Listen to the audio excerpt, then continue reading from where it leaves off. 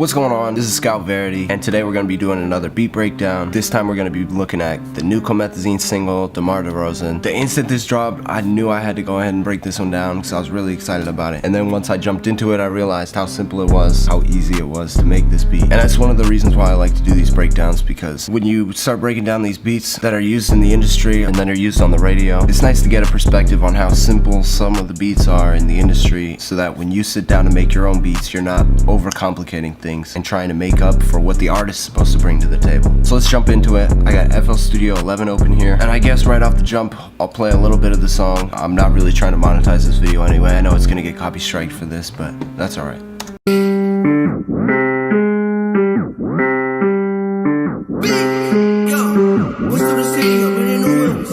So to start off, all we have is a really simple piano melody, and it sounds like there's some kind of tape stop effect on it. So I opened FL keys for my piano.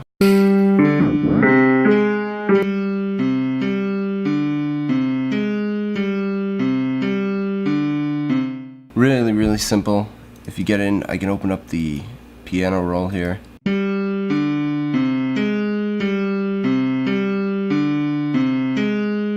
So it's just G, D, C, G sharp, G, C. Then what I did was I went into gross beat and I created this little arch here. So all I did was just right click, create a couple of points, and instead of having it straight, I just flexed it down a little bit on this single curve.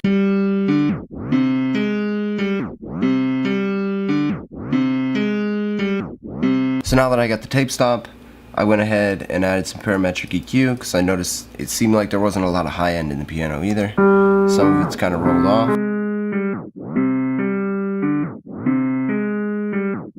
And we'll compare that to the song real quick.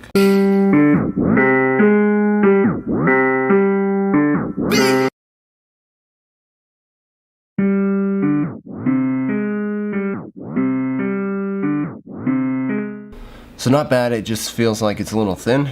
So all I did was add some reverb to make it a little spacier.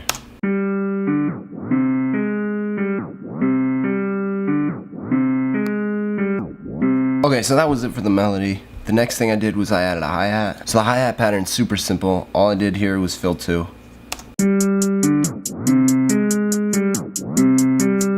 Then the next thing was a clap. And then an 808. And here I'm going to play the 808 toward the end, the only part where they play the entire pattern straight through.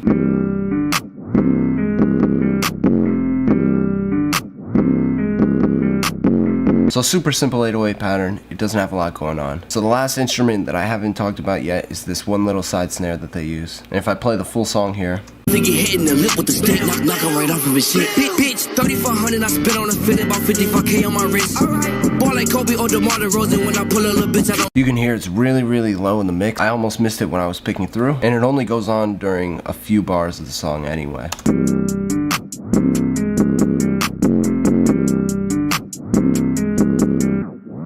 Honestly, what probably took me the most to remake this beat was just all the cuts and breaks at different points during the song to create this rise and fall and the excitement of this song, to give it some change. They really didn't do a whole lot other than just kind of drop things out every once in a while.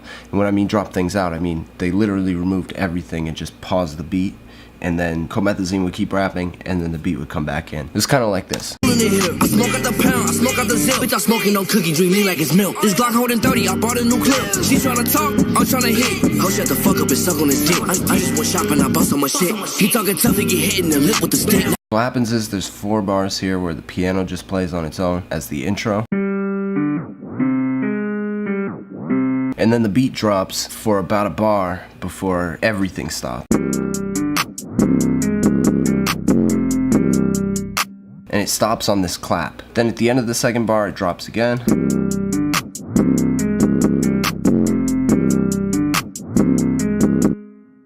And it stops just before the last clap. Now after this drop here, this is where the drum starts to come in, that side snare that I was talking about.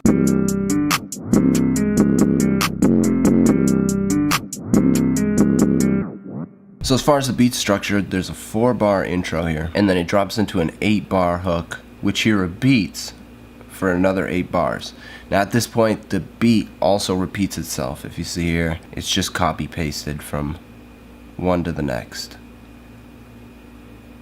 Except for the fact that in between the 2 hooks, there's 1 bar where the piano plays on its own as a transition between the 2 hooks.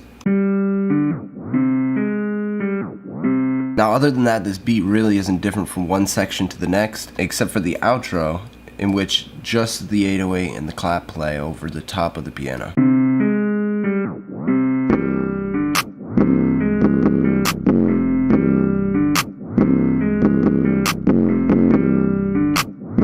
So that's really all there was to this beat. It's literally just 5 instruments. There's nothing more to it. There's an 808, a clap, a hi-hat, a snare, and a piano.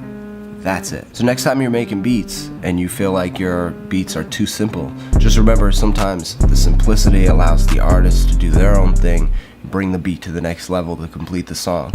Sometimes we get so caught up trying to make something sound like it's finished when we're producing a beat that we end up adding too much and not leaving the artist enough room to do their own thing. So that's why I like breaking down beats a lot of the time, because I realize how simple these beats really are and how much easier my work can be if I just took those ideas and implemented them into some of my beats. So I hope this helped you. If you liked this video, click the like button. If you want to see more, be sure to click the subscribe button and click the little bell so you get notifications every single time we drop a new video. If you want me to break down any specific beats, leave me suggestions in the comments. I'll be sure to get to them. Peace, love, ScottVerityBeats.com. Enjoy your day.